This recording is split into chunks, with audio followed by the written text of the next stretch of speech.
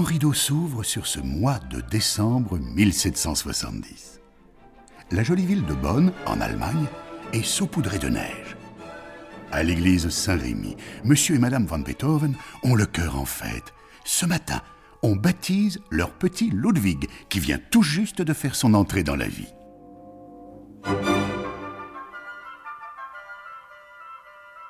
As-tu déjà chanté dans une église?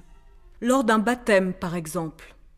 As-tu remarqué combien ta voix résonne? Si tu veux comprendre pourquoi, fais donc ce petit test. Chante tour à tour, dans ta chambre, puis dans ton salon, dans un garage. Tu verras, plus l'espace est grand, plus ta voix paraît forte.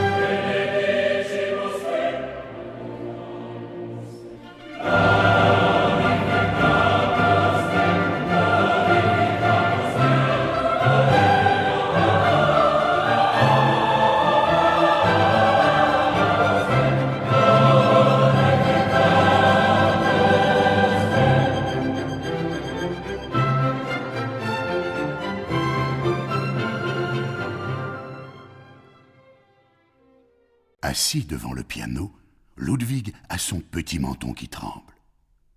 Monsieur van Beethoven veut faire de son fils un génie, comme Mozart, et l'oblige à travailler très dur. « Tu dois être prêt pour ton premier concert à Cologne », gronde-t-il. Et pour les câlins, difficile de compter sur sa pauvre maman malade. En fait, ses moments préférés sont les promenades au bord du Rhin. La nature le console, l'apaise, et la musique du paysage est si douce à entendre.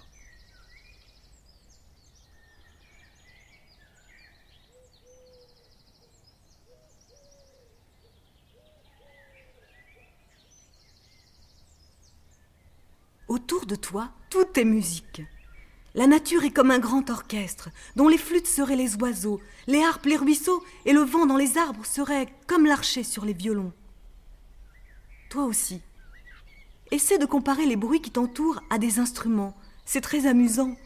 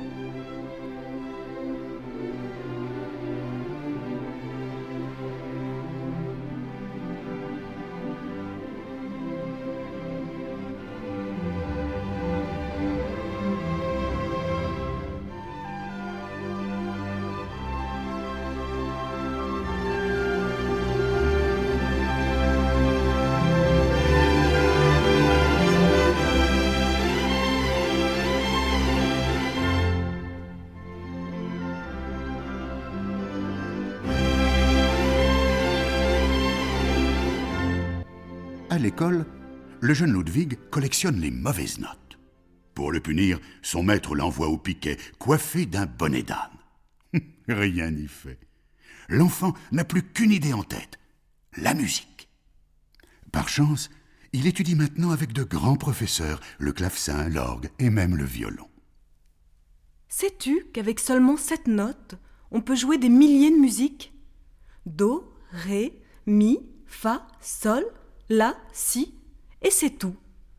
Si tu les apprenais, tu pourrais toi aussi t'entraîner sur un petit instrument. Et pourquoi pas réunir ta famille pour ton premier concert.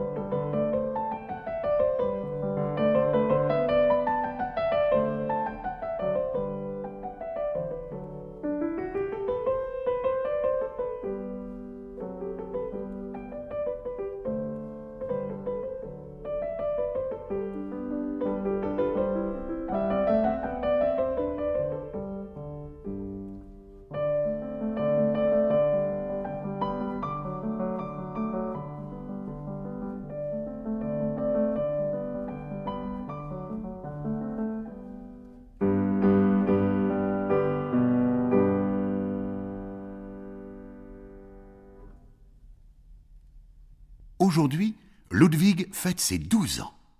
Comme cadeau d'anniversaire, son ami Franz lui a apporté un véritable trésor, un grand livre de poésie et des partitions de Bach. Aussitôt, Ludwig s'installe au clavier. Quelle splendeur! Chaque note s'imprime sur son cœur et semble murmurer « Toi aussi, Ludwig, compose, écris-nous quelque chose. » Et si tu prenais une poésie que tu aimes, tu pourrais essayer de la mettre en musique ? Au lieu de la lire, essaie de la chanter en te laissant guider par les mots.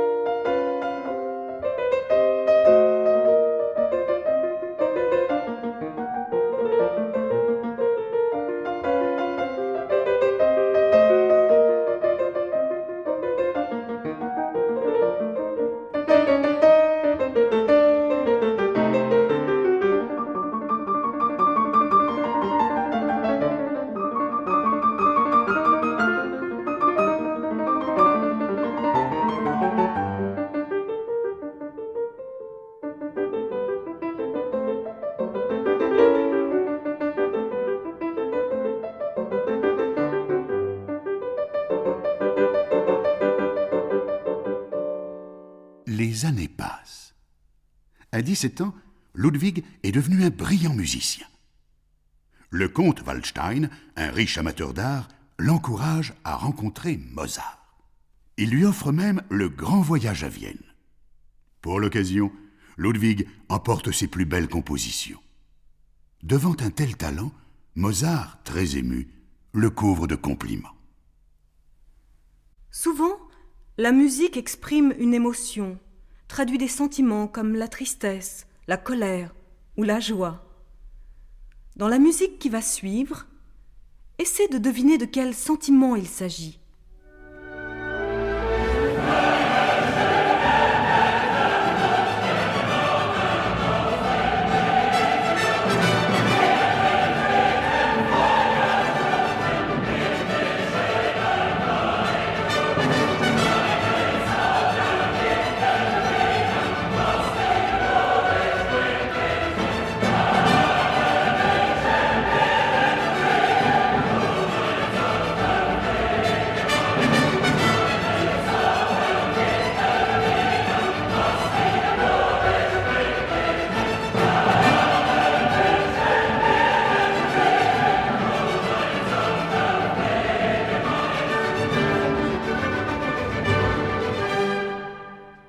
Déjà 19 ans. Cette semaine, Ludwig s'est inscrit à la faculté de lettres. Parmi les autres étudiants, certains sont également musiciens. Ensemble, ils se retrouvent dans un petit orchestre. Avec ses nouveaux amis, Ludwig découvre le bonheur de jouer à plusieurs. Et pourquoi ne formerais-tu pas toi aussi ton petit orchestre ? Avec tes meilleurs amis, choisissez chacun votre rôle. L'un peut chanter, l'autre frapper dans ses mains, le troisième siffler. Tu verras que même sans instrument, c'est un vrai régal.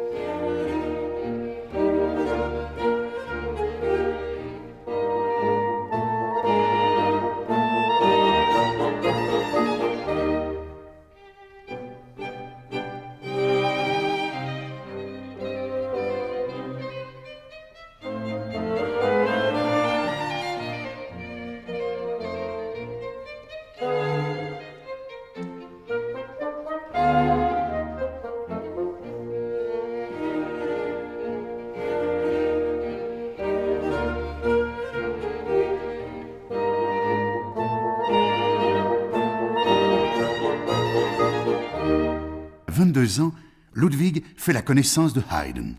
Le célèbre musicien lui offre son amitié, mais aussi de précieux conseils sur la façon de composer. Pour Ludwig, l'enfance est bel et bien terminée. Désormais, on l'appellera le grand Beethoven. Le principal outil d'un musicien, c'est son oreille. Pourtant, Beethoven est devenu sourd. Pour continuer à jouer et composer, il s'est servi de sa mémoire. Chaque note y avait sa place. Écoute à présent cette musique, et quand elle sera terminée, essaie de retrouver l'air dans ta tête, sans chanter. Tu comprendras très vite quel courage il a eu.